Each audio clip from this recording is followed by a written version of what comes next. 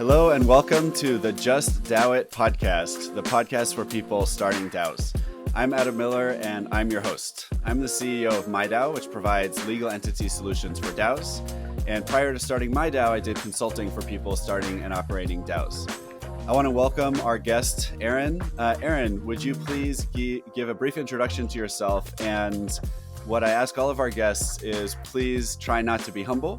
We want the audience to know how much of an authority on DAOs that you are, because you absolutely are. So would you please introduce yourself? Absolutely. So happy to be here. So I'm Erin Magennis. I've been working in Web3 for a couple of years now. And prior to that, I've done a lot of work in community building, startups, and really how can we use technology to better achieve whatever missions we might personally or collectively have, and do so in a really efficient way. That led me into kind of the DAO space, of which I'm the chief of staff at TalentDAO, which is an organizational scientist research and data analytics DAO.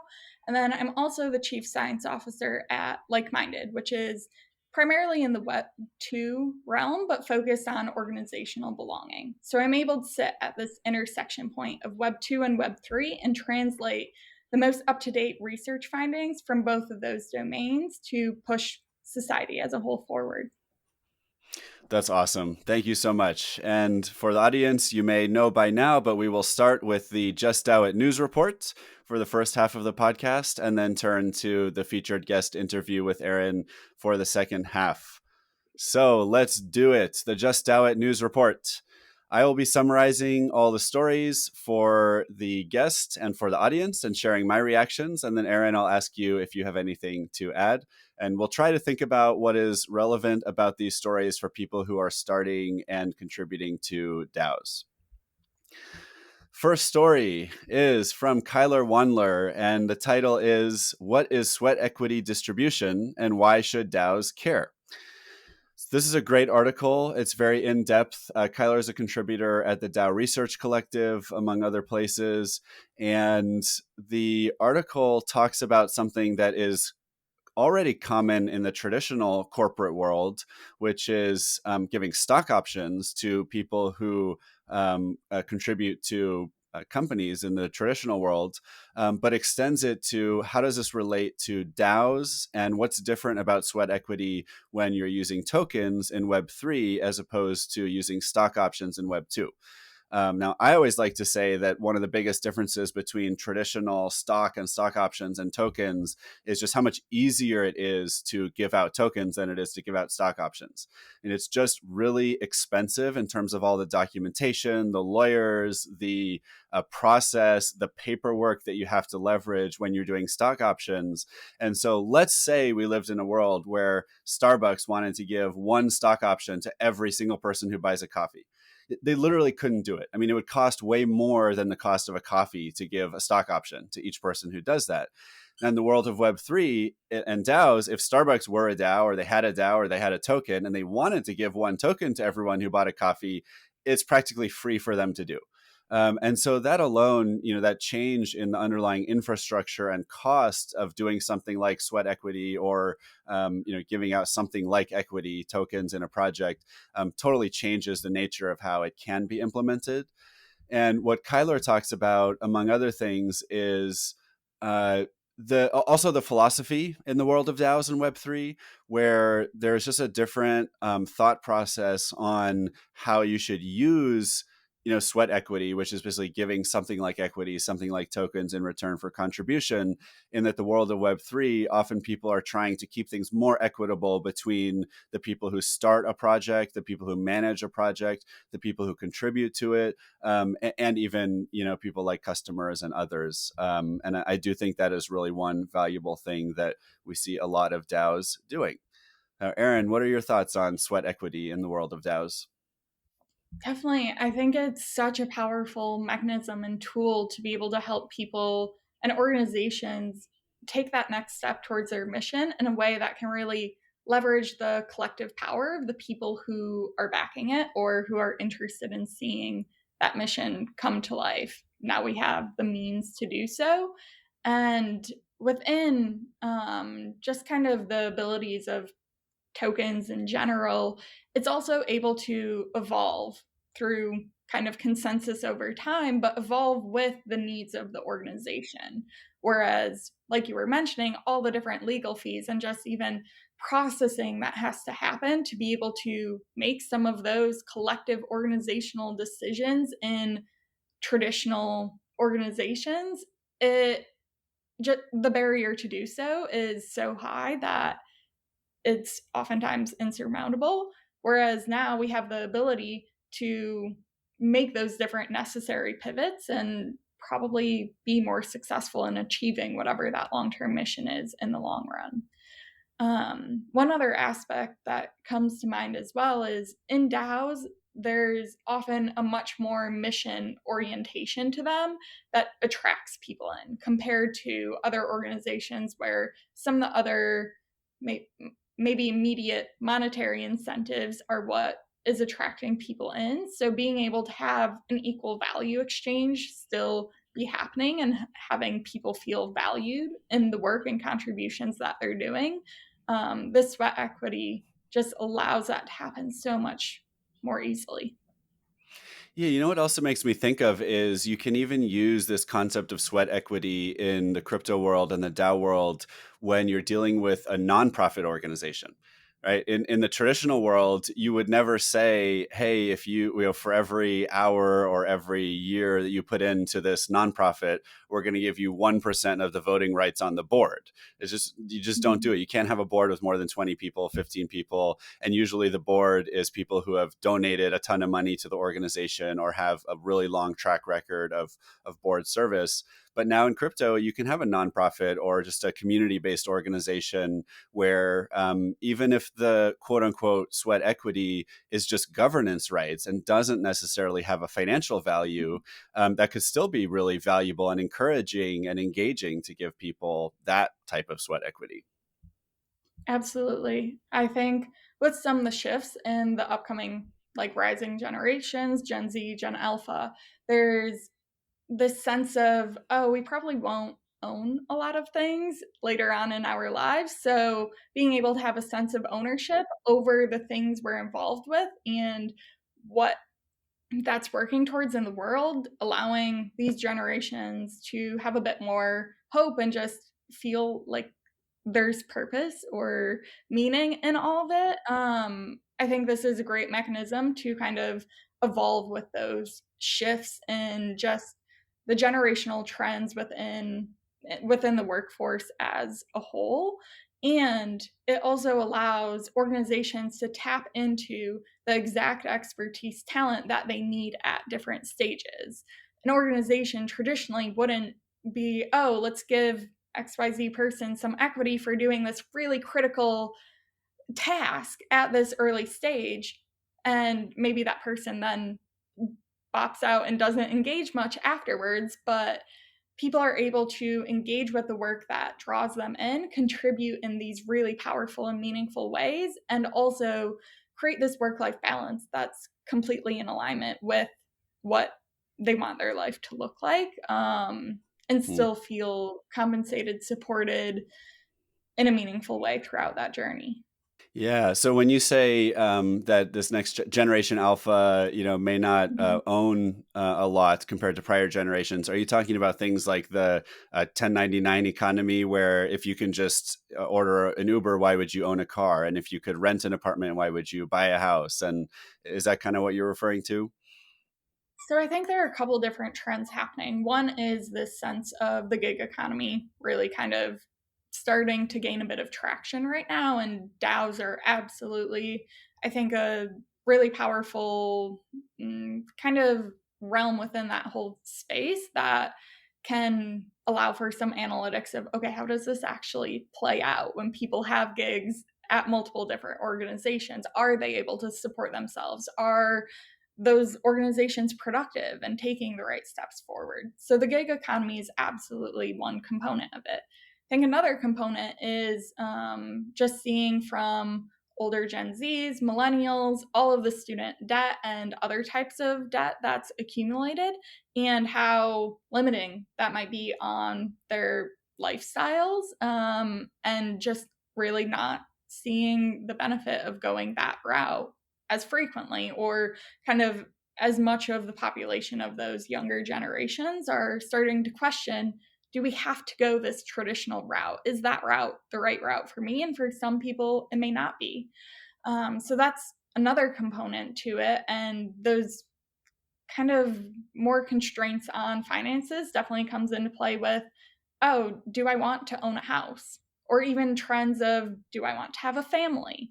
Those are things, constructs that are being questioned now. And some of the recent conversations around network states of, oh, these things used to be fixed in our society, but now they're a variable. Like they weren't completely fixed before, but it was a bit more of a standard, an expectation for a lot of different families to kind of project onto their children that, oh, you're going to go to college and then you're going to get married and then you're going to have kids and have a nice, pretty house and XYZ and have this corporate job that you stay in for 20 years or until you retire.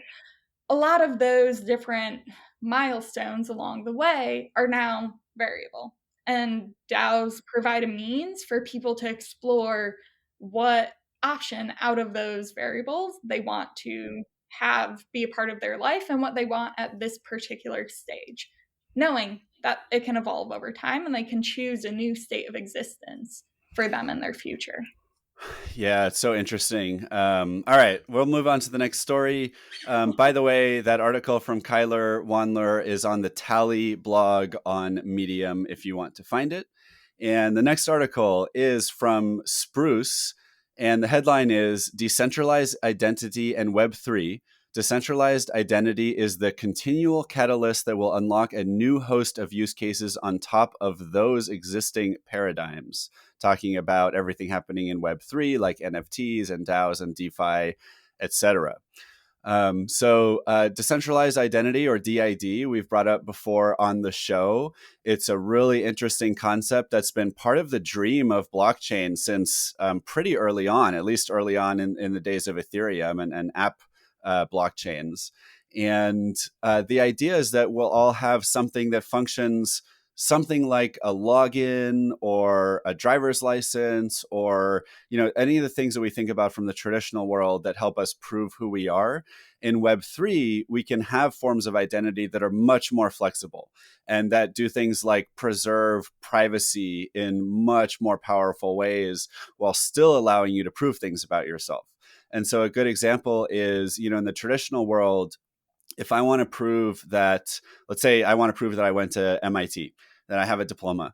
And for an employer to figure out that I really am who I say I am, and I really went to MIT and I really got this grade, they're going to have to collect a ton of information about me. They're definitely going to need like my social security number, my driver's license. They're going to need my address, all my information. They're going to have to get in touch with MIT and talk to the registrar's office and confirm, that I went there.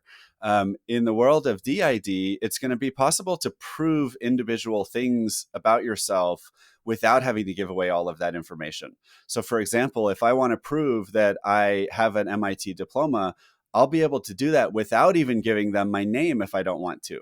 And without giving them, certainly without giving them all the other information that shouldn't have to be relevant to be able to confirm something like that.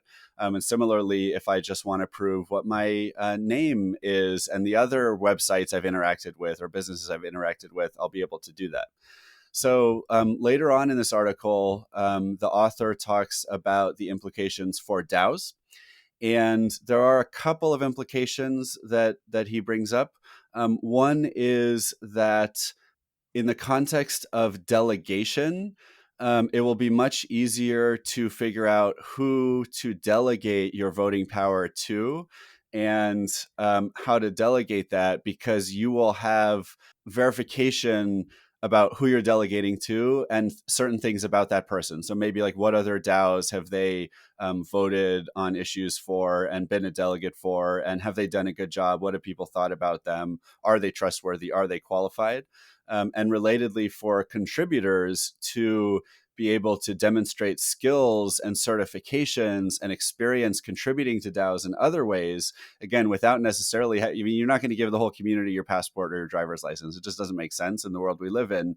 But what if you could still prove, who you are, what you've done, what you've contributed to, why you're qualified? And the other thing I'll mention on top of those two that I think is really exciting about DID and DAOs is that it may allow us to enforce one human, one vote voting structures that are very hard to enforce today. If you can combine a DID with a proof of humanity or some kind of system that ensures that you're only using one identity at a time in each DAO in terms of your voting.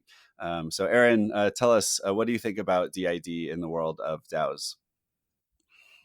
I think it has the potential to really transform how decisions are made by giving people who are have an expertise in a particular domain the ability to exert that expertise and knowledge in kind of proportional and corresponding ways. In other organizations, just because somebody might have been around longer or might be in a position of leadership or power, they're for some reason given this level of a heavier weight in terms of votes of what decisions might be made compared to somebody who actually has deep expertise in a particular domain that really actually knows what they're talking about. I would much rather be existing in organizations or have organizations that kind of operate society around us being driven by the people who have the expertise to be making the most informed and best decisions for that organization. Within the DID space, some different tools that I'm really excited about are what Orange Protocol is building, focused on reputation systems. And as you have those different contributions, how can that credentially live on some sort of a profile for you that can also follow you across different spaces?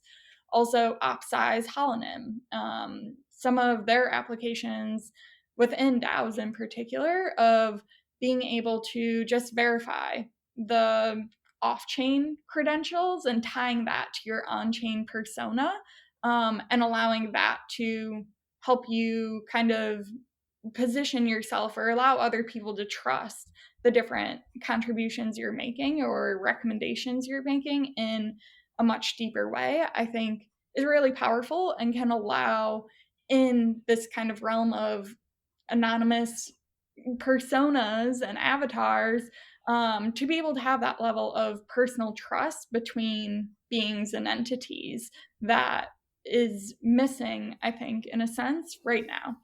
Yeah, and I guess part of the reason it's missing is that we value in a lot of DAOs and in the DAO community the ability for someone to be pseudonymous if they want to, right? So to come in with their Discord ID, and it's really valuable, at least in the sense that you don't have to know anything about someone to be able to work with them, right? Except that hopefully they're doing good work, right? Their ethnicity, race, religion, age, gender, nothing. Right. And it's really common in DAOs Mm-hmm. not to know those things. And maybe you get on a voice chat and you hear their voice, but you rarely, at least in a lot of DAOs, you don't generally see the people that you're working with, even on video. And so that's really Mm-hmm. powerful. But if you could combine that with a way of knowing important things about the person that are relevant to whether they'll do a good job in your DAO, that's really powerful. So, yeah, it's a great point. Yeah. And I don't think it even has to be that you need to know exactly what all of their history is. You just need to know that they're credible. Mhm. So I don't necessarily need to know exactly what, let's say, educational background or all the different publications somebody might have produced, but I might want to know, oh, they've published in this many number of articles in this many different journals in kind of the traditional world, that I can then trust that they're a solid researcher when I'm engaging with them in the DeSci or TalentDAO or some of these other spaces. And that can be expanded to every other skill set as well. Yeah, awesome. All right, next article is from CoinDesk, and the headline is Ethereum is getting cheaper to use even before the merge. Fees and on chain use are leveling out by Daniel Kuhn. This article I like because it's been really fun that gas fees have been lower. And all kinds of things that you might want to do in Web3. Maybe traditionally you would have had to use a layer two, some kind of a scaling solution or some blockchain other than Ethereum, because the prices on Ethereum were prohibitively high. And the example I want to give that's relevant to DAOs is, back in, I think, late last year, I was experimenting with a lot of DAO tech platforms. A couple examples are like DAO House, which runs on the Moloch underlying DAO smart contracts, or a Syndicate.io, which is an investment DAO tech platform. And I remember Syndicate especially because it was really cool, but it was only on Ethereum, at least at the time. And I really wanted to try it out. So I created my own DAO one morning. I was really excited. I really enjoyed it. And it cost me hundreds of dollars just to like spin up a DAO in terms of creating the smart contracts and maybe doing a sample proposal. And right now, I think something like that would cost probably 10% as much, like maybe 15 instead of $150. And so this is a great time for anyone who's thinking about getting into the DAO space to go experiment with tools. Find a DAO platform or DAO tool that runs on chain that you think is interesting and play with it, because gas fees are really low right now. And so it won't cost you as much as it normally would. Erin, what do you think? Kind of expanding off of just gas fees into the overall market, having been in a bit more of a bearish state, people as well as technologies are a lot more accessible right now. So if there's different Mm, work that's being done across different DAOs, some people might have had to focus on other jobs that they might have currently. So there might be need there for people to step up into different roles. So there's a lot of opportunity at this point in time to reach out, test out other tools, technologies, chains, whatever it might be, as well as reaching out to different DAOs that are doing cool things that you might want to be a part of. And there's just so much opportunity to play here and design what you want your involvement with these different tools or with these different DAOs to look like. I love that. Yep. Great time to try to get involved. It's the build market, right? Mm-hmm. All right. Next article, also from CoinDesk by the same author, is called How to Get into Seed Club, the Y Combinator of Web3. The popular DAO Accelerator offers a 12-week crash course for building a token project. So this is cool. If you're thinking about starting a DAO, first of all, just DAO it. And second of all, check out Seed Club, because they are offering a incubator of sorts for DAOs that are looking to grow and expand. It looks like Seed Club is not necessarily offering funding as part of this round, but they are offering advice and a community, and networking and connections, helping DAOs take it to the next level. Now, Erin, anything to add here? Yeah, I'm a big fan of Seed Club, like some of the most cohesive, powerful DAOs, and powerful in the sense of really taking those meaningful next steps towards whatever their mission or goals are, and doing so in a way that really engages a large number of the people who are connected to their organization. A lot of those DAOs have come out of Seed Club's accelerator. Mm, So I think they somehow do a fantastic job of helping to facilitate really great formation of a DAO, and also being able to lean into some of those people elements and have that underlying proper technological foundation to be able to grow, scale, maintain effectively. Yeah, cool. definitely. There's so many wonderful resources out there to help people structure and scale their missions in cool ways. So definitely take advantage of those and the network effects that come with it. Cool. That's awesome. Yeah, I wasn't actually personally familiar with Seed Club. So I'm really glad that you were and you could share the insight that they've been really successful with helping DAOs. Are there other resources you'd recommend? I mean, anything else like Seed Club for someone starting a DAO, anything like an incubator or other resource you'd recommend they check out? So, one of the first kind of programs that I went through when I got into the Web3 space was Kernel, which was originally out of Gitcoin. They're now kind of spinning out into their own entity of sorts, and just the network effects that come there and the support that it provides of being able to pursue different ideas. It's not necessarily DAO explicit. However, a lot of the different people who are building through those different fellowship programs end up creating DAOs. So, or getting connected to the right other people that can allow your DAO to keep moving forward. So that's one program that I personally went through and enjoyed. Um, I think a lot of these other funds that are becoming super crypto Web3 focused are starting to build out different accelerator incubator type programs as well. And for DAOs that are potentially sitting more on the cusp of Web3 and Web2, I think that can be a great bridge into leveraging traditional kind of ways of operating that we know can work within kind of that traditional realm, while also having this solid knowledge of different advisors, investors, mentors, network, in that Web3 space as well. I know Outlier has some different programs. There's also some around altcoins that can tie into different DAO focuses too.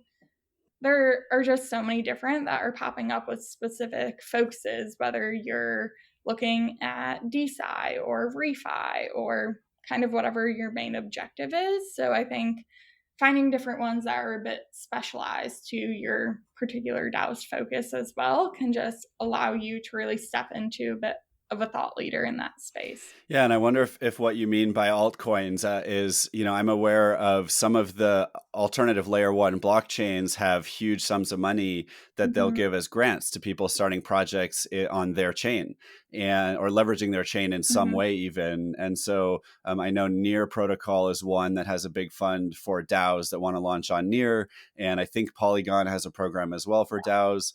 And so if you're starting a DAO but you don't necessarily care which chain you're on, right? I know in a lot of people I know who are starting Mm-hmm. DAOs, the chain, they don't even know about the chains yet, right? That's kind of like a secondary concern. And so it may be worth looking for a blockchain where they have a fund and might be willing to support you. And then, you can give their chain a try.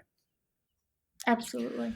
Next article, also from CoinDesk, by Eli Tan. The article is "A DAO that literally wants to party on the moon just sent a viral YouTuber to space. MoonDAO purchased 2 Blue Origin tickets as part of its larger mission to explore the cosmos after raising $8 million." I chose this article because it's fun. In case anyone thought that during the bear market no one was having any fun or raising any money, it's not the case. MoonDAO raised $8 million from its community and sent someone into space. I think to go just one level deeper here in terms of what this means for DAOs, I mean, I love to try to draw the comparison between the traditional corporate world and the world of DAOs. If this project were a traditional project, you would have had a private company maybe raising money for some kind of endeavor, maybe charitable, maybe not. And if they're going to send anyone to space, it's probably going to be the CEO or one of the early investors, or maybe they'll do like a random lottery. But with a DAO, everyone's going to decide together who you want to send to the moon.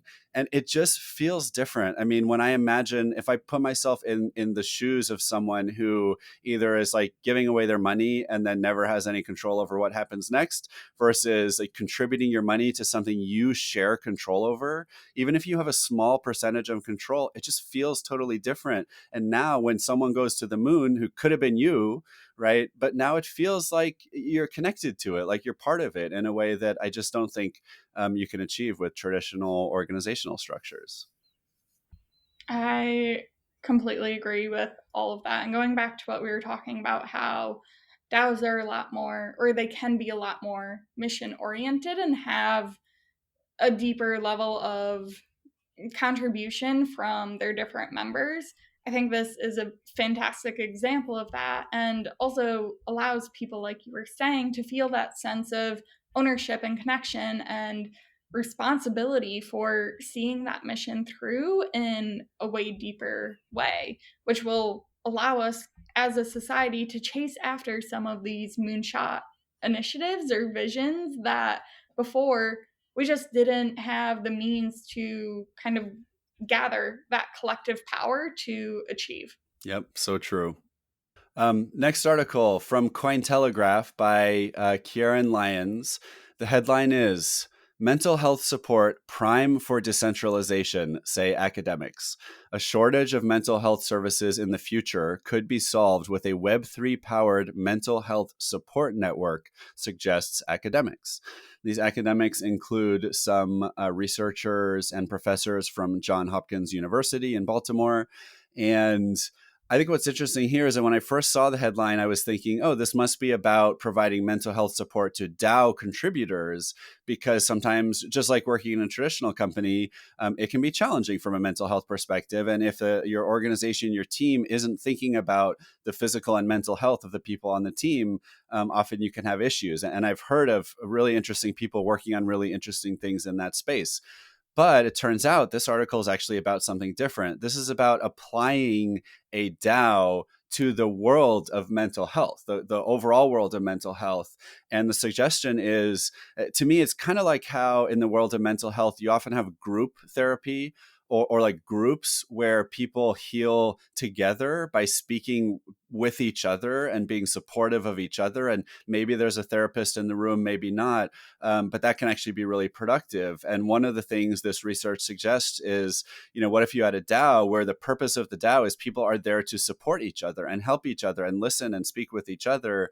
And you get rewarded with tokens for whenever you help someone, or whenever you show up to a group or whatever it is. So I think it's a really interesting idea that I'd be certainly excited to see people try. Any reactions to this, Erin? I love that. My first truly tech startup was in the mental health space. So anything that's pushing that whole realm forward, especially with newer ways of using technologies to achieve kind of that same goal of better mental well-being, I'm a huge fan of. And I think the people who would be attracted to this already have this underlying layer appreciation for the power of the collective and collective connection, and how that can really have a transformative effect at the personal as well as kind of larger level.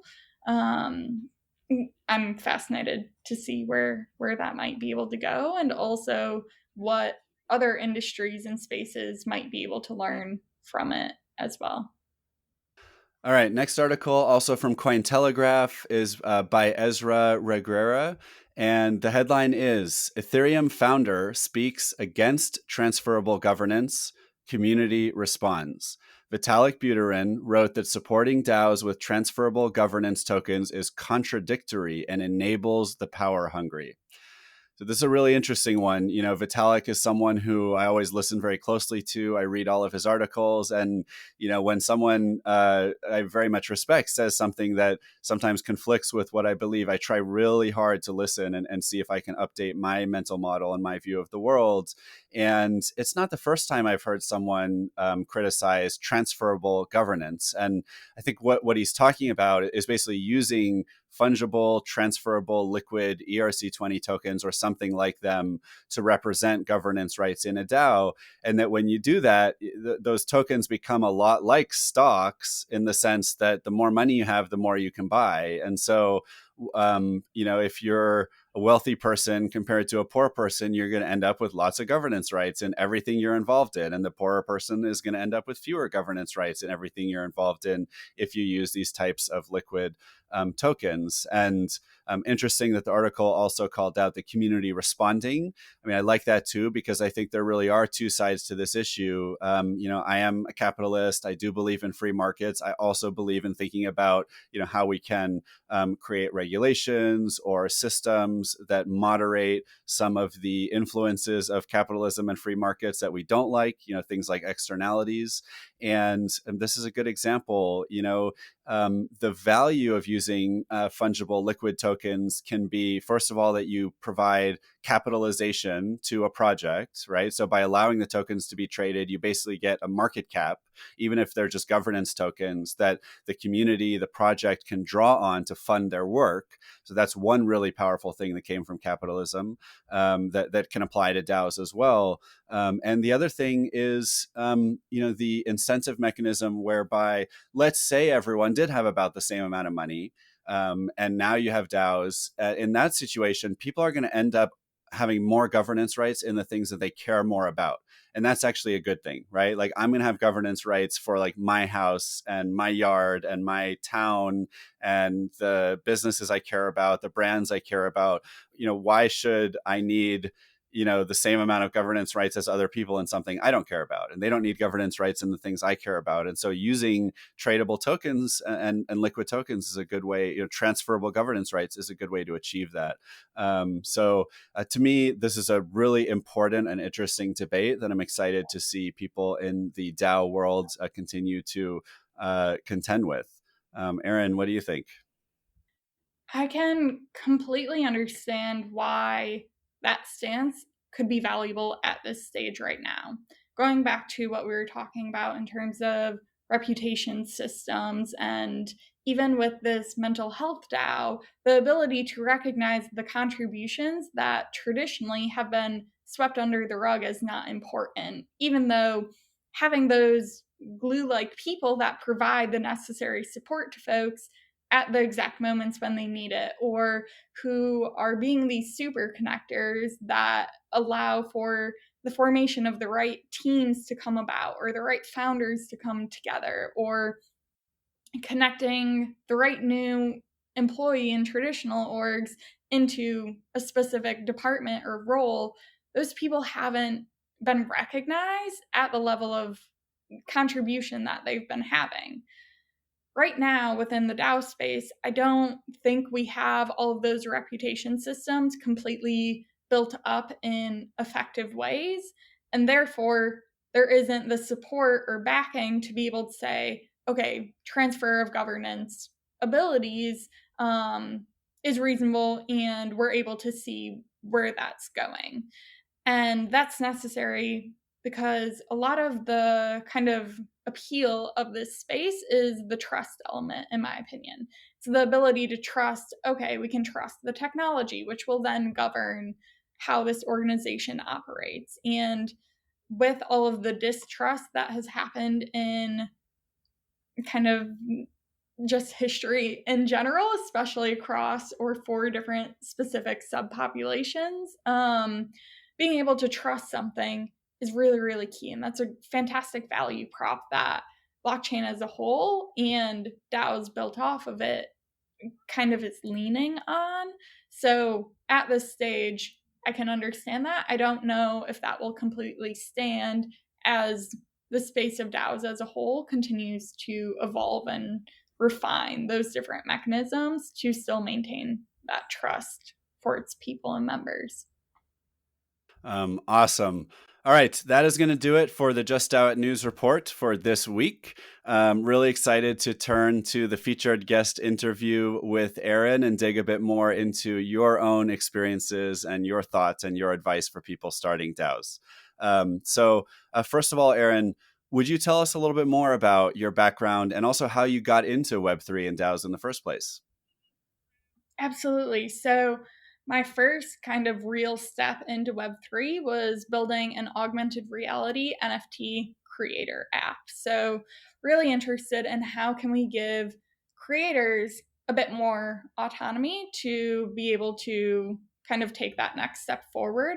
And at the time when we started building this couple of years ago, there was this massive disconnect between Web3 and NFTs and kind of the rest of the world.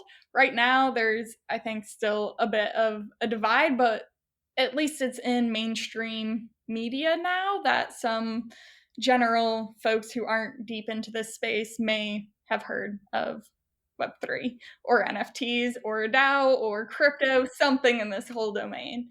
Um, so yeah, the really kind of main objective of using augmented reality, also taking a mobile approach to that, was how can we meet artists, creators, people in general where they're at today, which is, I think, one realm within Web3 and DAOs that could be improved across the board, is just how can we better meet the people who are interested in the work we're doing in a way that helps them take that first step forward rather than fire hosing them. This is how DAOs work. Welcome to Discord and 1,000 channels. So yeah, my first entry point was really from the augmented reality NFT angle. And then from there was just kind of enthralled by the community aspect of it and just finding so many other people who operate and are oriented in a similar way to me, in the sense that thinking about, okay, what does the future of the world look like and how can we optimize that using people, technology, and collective powers of each of those domains. So from there, stepped into a bit of a consulting, advising type of role for different startups, corporations, all across the board in different domains, and helping them take those first steps of thinking through, okay, what might our Web3 strategy look like?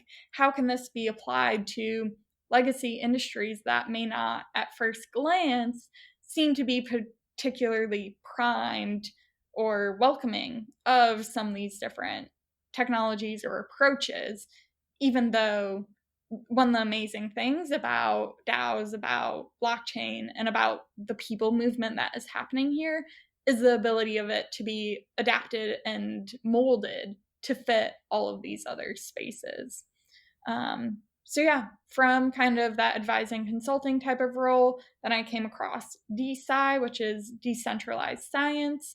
My original background's in neuroscience. I've done research across 5 different natural science domains. So being able to combine these two realms of blockchain, which I just love the applications of it, with this whole kind of underlying personal mission, passion area, has been super fulfilling and fun on a personal level. That's awesome. And for the audience, what is DeSci? Yeah, so DeSci stands for decentralized science. And right now, a lot of it happens to be focused within the biological, biotech, kind of future medical applications of it. A lot are also focused on longevity research. So really kind of looking towards how can we as DAOs leverage collective power to push all of humanity forward or help us kind of live healthier, better lives while we have this time here on Earth. And within that whole space, though, there's some absolutely amazing DeSci landscape maps that some folks from the Ultra Rare podcast have built out. And it really helps people visualize, okay, these are the different DAOs within DeSci focused on funding. These are the ones focused on research at this early level.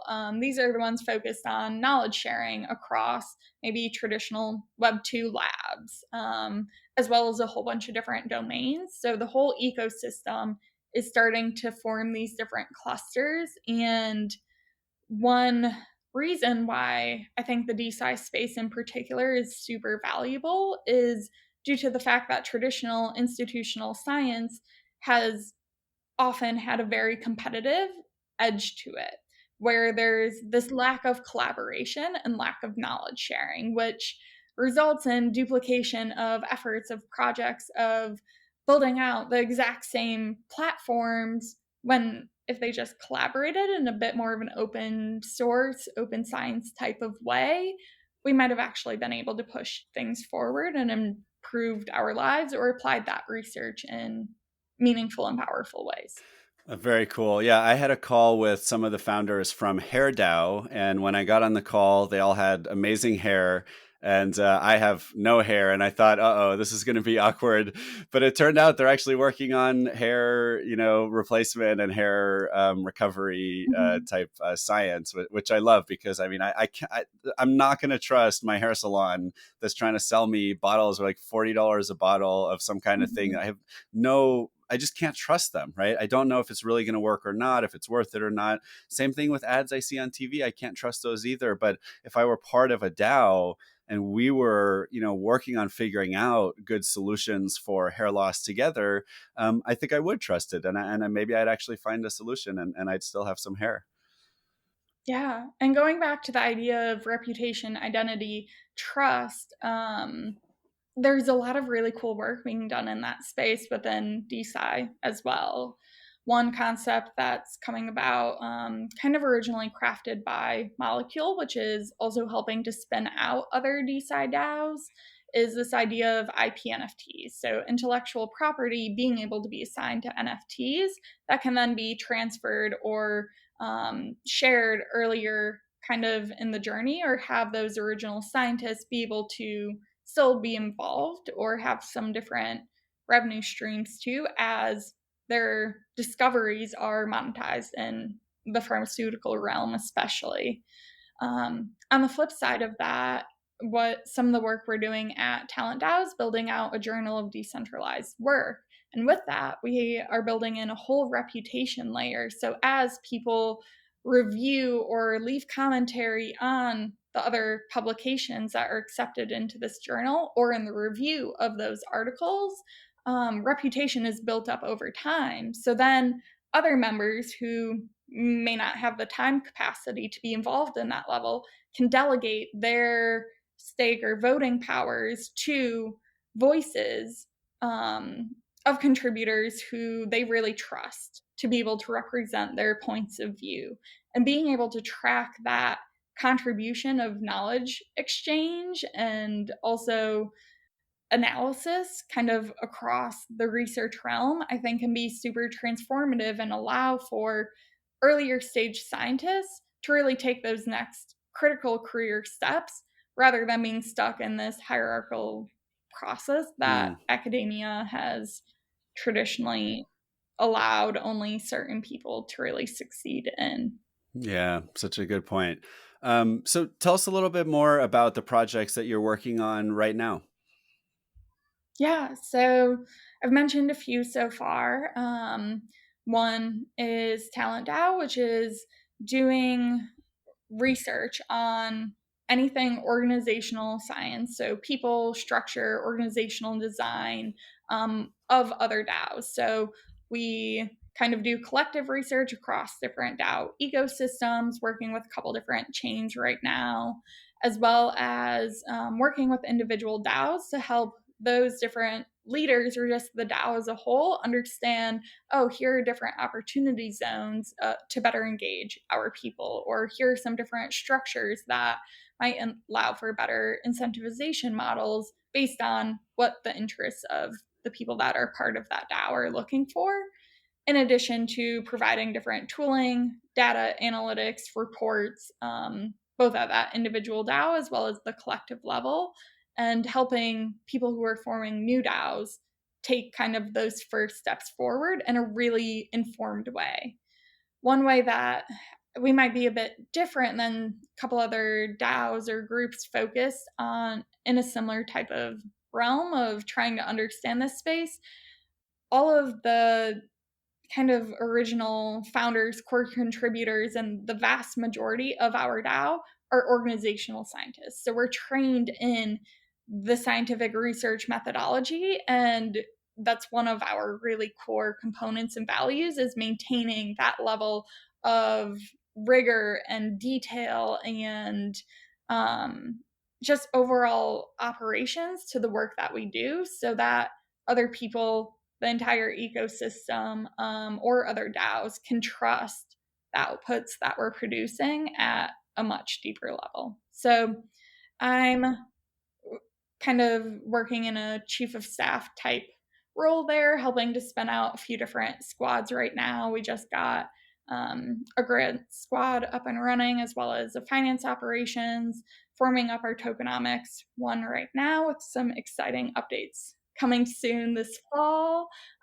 We have a developer squad, a research guild, and are really kind of building out all of those different teams. So if different folks are interested in getting involved and understanding the DAO ecosystem at that kind of overarching bird's eye view level, but also diving into the details, we have opportunities across marketing, across research, across all of these different domains as well. Hmm. Full-time and part-time opportunities, or? Yeah, so one of the really exciting things about DAOs is if somebody is aligned, we have opportunities that can take as short as 5 minutes a Hmm. week. Um, and that can be how somebody contributes towards this mission Hmm. of the future of work or better DAO organizational kind of structure and knowledge, as well as much more full time capacity. And it's really kind of flexible to the interest, skill sets, availabilities of the people that want to be a part of it. And where can people find those opportunities if they're interested? Yeah, so if you just search TalentDAO, especially on Twitter or LinkedIn, will pop up there, or talentdao.io is our website. And then we'll help get you incorporated into the community on Discord, which is primarily where we're operating, where we've been playing and testing a lot of different tools for management as well.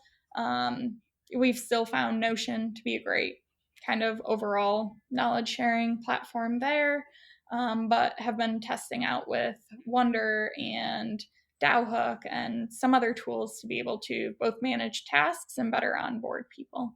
Yeah, and I just want to say for a second how much I love Discord. I know people have positive and critical things to say about it, but it just brings me back to around 1993 when I was 8 years old and I first got interested in the internet. I was using AOL dial up.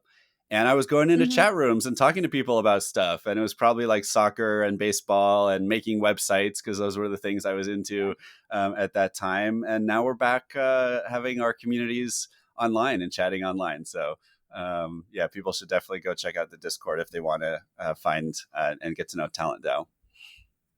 Definitely. Yeah. And a couple other organizations I'm involved with. I'm the chief science officer at Like Minded, which is a tool to help scale organizational belonging. So, using a psychology personally backed assessment and algorithm to help drive human connection through connections, compatibility matching. So we'll introduce you to specific other people within your company, your DAO, your organization, your community, whatever kind of entity it might be that is engaging with it, to really drive that deeper level of connection. And how I think this is really applicable in the DAO space is a lot of DAOs are forgetting the autonomous part of it, and being able to leverage technology to automate some of these different components that we're claiming are valuable or we're doing within DAOs, but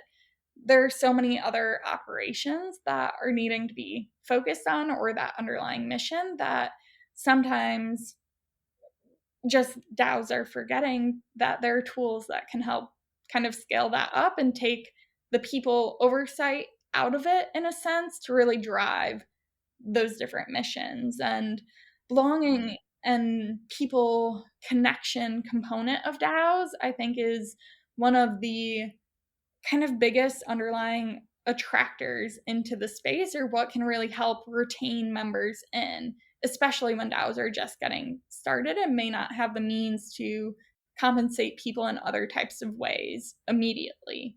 But that network effect is a way of exchange that can be happening. So yeah, within Like Minded, we're doing a lot of really fascinating work across a lot of different organizations, and are excited to be able to apply everything we know within the Web 2 realm of connection within large corporations, organizations that operate really efficiently and effectively into the DAO and Web3 space Hmm. too.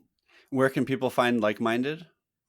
Yeah, if you search the like-minded company on Twitter or LinkedIn as well, otherwise likeminded.ai, all of these different organizations are also linked in my Twitter, which might be the easier way to find a couple of them. Yep. And yeah, it's people can also take the assessment for free on our website. So if they're just personally interested in better understanding their own personality and communication style in particular, they can check that out there. And we've classified people into 12 different archetypes, which is one approach that can really help DAO leaders better understand, especially the onboarding process, where I think a lot of DAOs are losing out by not understanding the different cognitive types that people have.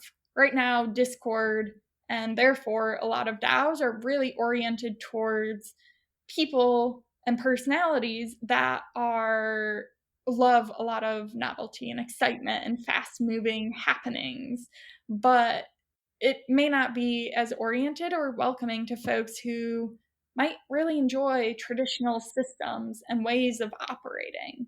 And people who have this more traditional way of operating are what allows for organizations to maintain, which allows them to grow in the long run. So, for the sustainability of DAOs, being able to attract and create a space of belonging for all different cognitive types is essential. And I think as an entire ecosystem and space, we're doing a great job for specific cognitive types, but not across the board, which is preventing a lot of DAOs from scaling or really reaching their missions effectively. Such a good point. I love that. Um, so that's an interesting challenge that you brought up that a lot of DAOs are facing. Let's turn to trying to identify and address common challenges that DAOs face for the audience and give some advice. Um, what are some of the most common challenges, or what's the most common challenge you've seen DAOs face in their early days, and how would you address those challenges? Yeah, I have seen a lot of DAOs really lean into the community, the collective decision making abilities that DAOs are oriented towards. However, they very frequently are getting slowed down from actually being able to progress forward by maintaining this very, very collective way of making decisions and wanting everybody's input on decisions that don't necessarily need everybody's input on certain design elements, going back to the idea of experts being able to have a weighted say in what they have expertise in. um, there needs to be some level of structure from the get-go for people to be able to operate in the ways that they have knowledge and background and expertise in, or in the skill sets that they're able to contribute. And to be able to create some of that structure, sometimes it may need to feel a bit centralized in a sense to get started. People like having something they can grasp onto, something their brain can wrap around and really um, understand. And most people have previously worked in a Web 2 realm, or we've at least lived in a Web 2 realm of operating and engaging where there are hierarchies, there are explicit roles to get started with.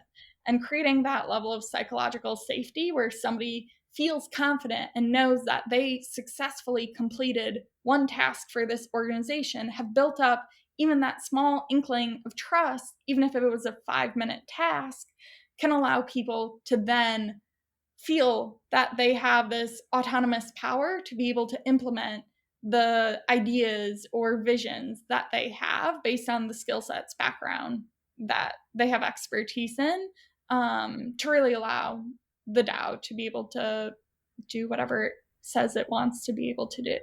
So, summed up, basically, at those beginning stages, it may need to feel a little bit centralized to be able to form this underlying foundational mission and ways of operating. And then once that's formed, it can always be edited. And that's where the collective community, really DAO essence of it, can come into play. But if there's nothing there, people don't have anything to grasp. Hmm. Is structure a good word for it too? Is that something that DAOs need early on? And within that structure, people then can feel autonomy and freedom and the safety they need to contribute? I think so. Within the DAO space, going back to the idea of the different cognitive and personality types, it is attracting a lot of folks who have very individualistic qualities. So enforcing too much structure might push away some of those folks. And a lot of people who are oriented in this type of way would be those very early stage adopters. And we're still in this kind of early stage of the whole DAO ecosystem. So it makes sense. That's who a lot of the folks that are here, kind of how they're oriented. Um, with that said, it a lot of people who might be oriented in that type of way could be fantastic at initiating or forming that initial foundation or vision setting, but may not be the right people to maintain those systems. And if maintenance is a goal of your DAO, or being able to exist a few months from now or years from now, let alone whatever moonshot missions beyond that DAOs may have, structures an absolutely essential component. Cool. Awesome. Makes sense. People may hear my dog in the background. I'm not sure. A little bit of squeaking since I haven't given her any attention since I woke up this morning and rolled right to the mic. But let's turn to the next question. What about, Erin, challenges that you've seen DAOs face a little bit further along in their development and how those... Yeah, so as DAOs continue to evolve, I think some of them might be moving so fast or scaling really rapidly in terms of the number of different people that are in their Discord or know about who they are or might own one of their NFTs or tokens, whatever engagement with that DAO looks like. However, there isn't always as much of a pause, reflection, analysis of, okay, what's actually working well? How can we better engage all of these different people? Are these people even still engaged? Like, yes, they might own this NFT that says they're part of the DAO, but do they even consider themselves a part of this? And if not, how can they, as a DAO, kind of help people feel that sense of connection at a deeper level? Um, so a lot of the work we're doing at TalentDAO is really kind of investigating those different components of it and trying to explore and help DAOs really explore how can they be better, analyzing what they've done so far and position themselves for those next stages of growth, engagement, or just better efficiency. Yeah, it reminds me a lot of what we used to just call engagement at the company I used to work for, TradFi company. And that was like the summary term that we used for like how happy are people? Are they showing up? Are they contributing? Are they comfortable? Do they feel safe? Right? All of these things kind of boiled up into an engagement survey, an engagement score. Is that a good summary term to use in the world of DAOs as well? Yeah. I think just understanding what engagement looks like and also what, as a DAO, you care about. Mm. So relying on Web2 surveys and tools to measure that engagement may not be the right approach. And being Mm. able to I think it's leverage, not. yeah, most Yeah. likely is not. Maybe there's some cases where they're perfectly suited, but being able to adapt what we know from Web 2 and transfer it into Web 3, and also vice versa. There's all this incredible knowledge about what motivates people, how people like to contribute and engage with organizations that we're collecting in Web 3 that can be funneled and transferred back to Web 2 and could completely kind of evolve how those organizations, teams, departments, initiatives are operating and help people be able to craft a life that's synergistic with the work they do in a way that feels good to all parties involved. Yeah, awesome. What about Erin? Just what's your favorite piece of advice or number one piece of advice you would give to people who are starting DAOs today? Focus on people. Like DAOs are coming about because we have this interesting, cool technology that can allow for greater trust and just ways of operating. But people are still behind it and deciding how those tools are used and which tools are used and if they'll continue to be used. And for DAOs to be able to operate, yes, we have this autonomous and this decentralized component, but people are still this essential key factor of it. And people need to feel like they belong within your DAO. Otherwise, they're not going to stick around. They aren't going to contribute in as deeper, meaningful of a way as they could be. And your organization, your mission, your objectives, whatever your DAO is centered around, is missing out on that. And I think the world is too, especially because so many DAOs that are coming into existence have this beautiful, amazing mission to it. And if the fact that they aren't being fulfilled at this wonderful big level is because we forgot about the people and how to make them feel like they belong and leveraging tools to help that be achieved, that seems silly to me. Yeah, it's so interesting that DAOs came out of the world of technology, but really they're all about people. And maybe Mhm. that's actually true about all technology. At the end of the day, really, technology is just about how people live and operate and work. But at the same time, I feel like now that we have folks like yourself and TalentDAO helping lead the way, we're going to be able to take DAOs to a level that would not have been possible if it was just engineers building tools for people to interact as opposed to people thinking about how people interact.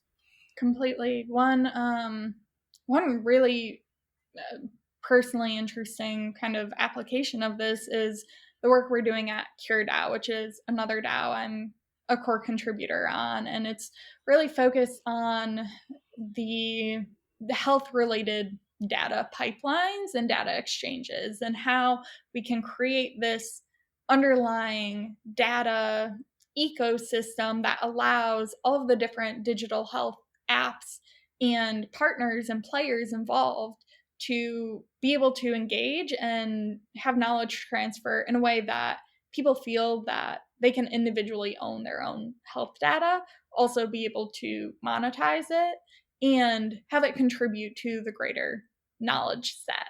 And some of this different technology, there could have been pathways to achieve this previously, but within the health and scientific ecosystem, there wasn't this sense of collaboration. There wasn't this sense of, oh, yes, we can all trust this underlying technology to achieve our individual goals, which is all in alignment with this much greater mission. So we'll focus on our corner, our product of it, and then work into this whole ecosystem map. And that comes back to the people connection component of it, supported by the underlying technology.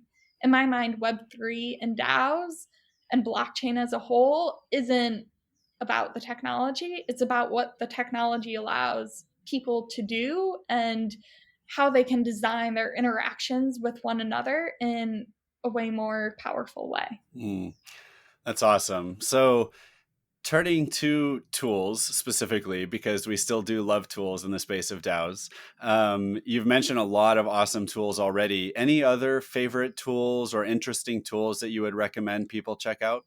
I would say just experiment.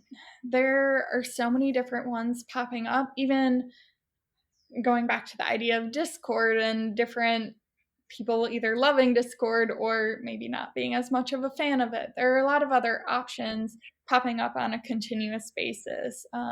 One that I am really intrigued and excited by is Console, which is just kind of leaning heavier into the idea that people are involved in multiple different DAOs and organizations, being able to see that all in one place that isn't quite as overwhelming and can push what different tasks or important conversations are happening across the board into one more cohesive feed, I think will help allow people to better engage with all of the different organizations they're contributing to.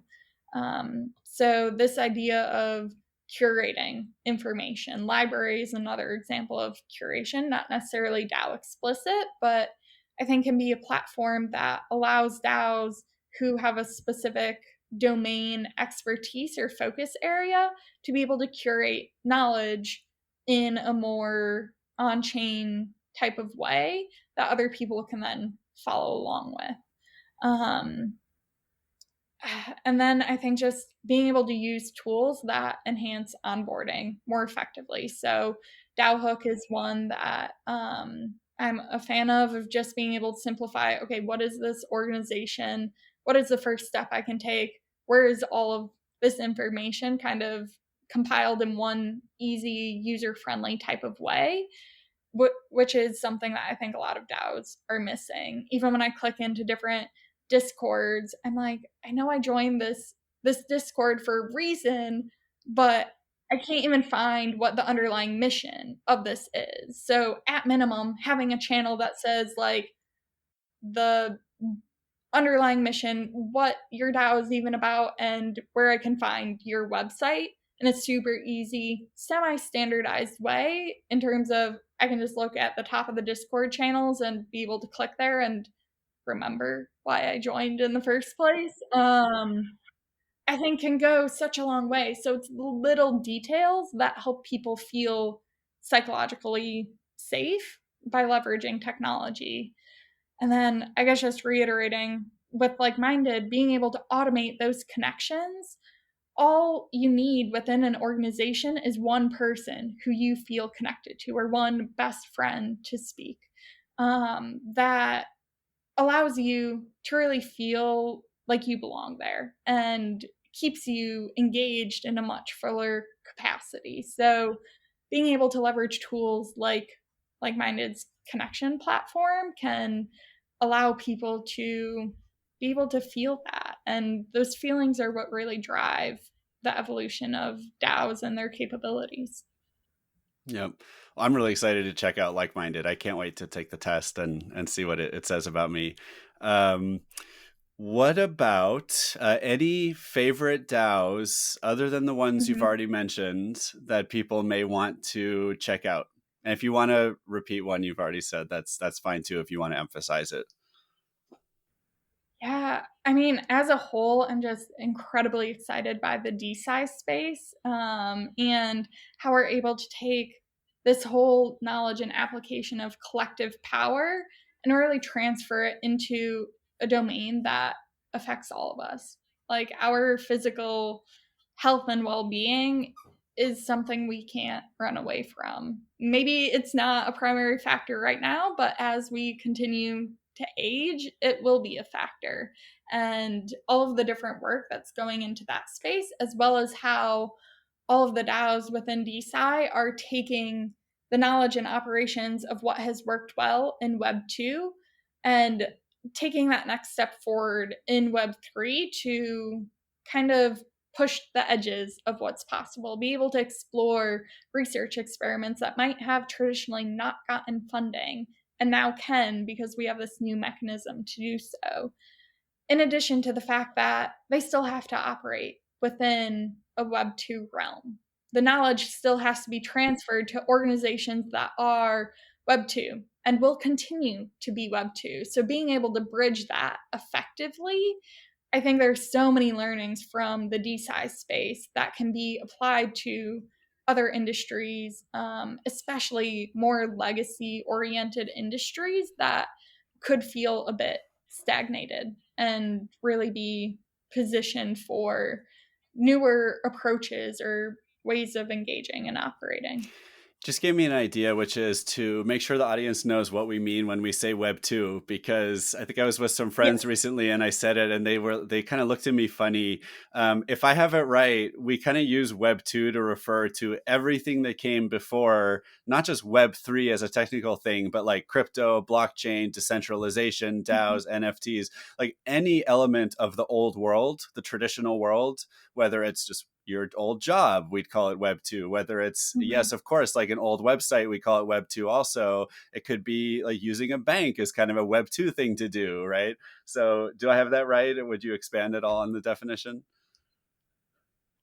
Yeah, I think a lot of people have kind of their own interpretation of that, Hmm. but I completely agree with that definition. And I guess my main expansion would be, in my mind, Web 2 and Web 3 is also a difference of mentality and Mm, mindset. So the way people are perceiving the world and how they interact with it, both individually and how they interact with organizations, yes, which is completely a component to everything you just outlined. But for me, that's the biggest differentiator. And some of this technology is just the kind of more tangible means of which that mentality shift is occurring, or where that differentiation can be played out. totally. I love it. All right, Erin, this has been amazing. It's been so awesome having you on the show. Where can people find you and your projects on the web and on social? Yeah, so I'm just at Erin Magennis on every platform, and can find out more about a lot of the different projects and organizations that I mentioned on my website, erinmagennis.com, as well as being linked in my Twitter profile, especially. So, would absolutely love to connect with other folks who are working in this people relations, community engagement side of things, design and structure, and then anyone who is in the DeSci space too, or just folks who are interested in getting onboarded more effectively. I'm working on some different projects that help bring this whole realm of Web3 into the real world through a couple of different initiatives under an umbrella of Web3 in real life. So I'm definitely looking for collaborators and partners in those initiatives as well. Awesome. And you can find me on Twitter at 0xThriller. You can find MyDAO, the legal entity solution provider for DAOs at MyDAODS. That's MIDAODS on Twitter or mydao.org. Please consider liking us and leaving us a review. And send me questions or advice in terms of how I should interview future guests. Again, Erin, thank you so much. It's been such a pleasure having you on the show. Yes, thank you for having me. And audience, are you thinking about starting a DAO? Just DAO it.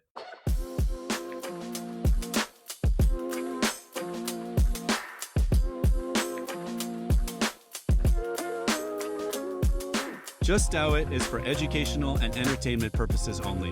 Just DAO It does not contain any legal or financial advice. My DAO also does not provide legal or financial advice, and nor does your host, yours truly.